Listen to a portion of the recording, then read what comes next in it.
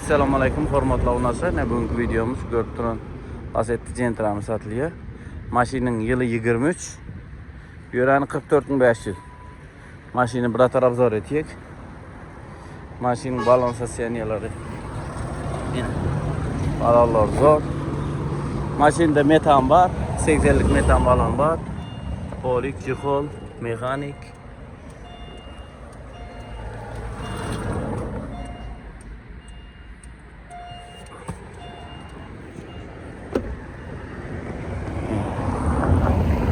Yan tarafından maşinada şu krelde kraska var diye. Şu yerinde kraska bolon. Başkalı boy yani tekşirdik. Boy üstü ap barıp alıveriyeniz. Tekşirdik.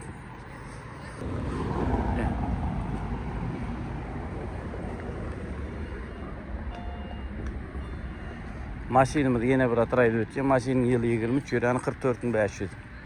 Maşinimizde 128 milyon son pulaydık bu. Telefon numarı kaldırın. Telefonlaşıp gelişip gepleşip alabileceğiniz. Yeter yetmez ne de durup beriye. Sağ salamet olun.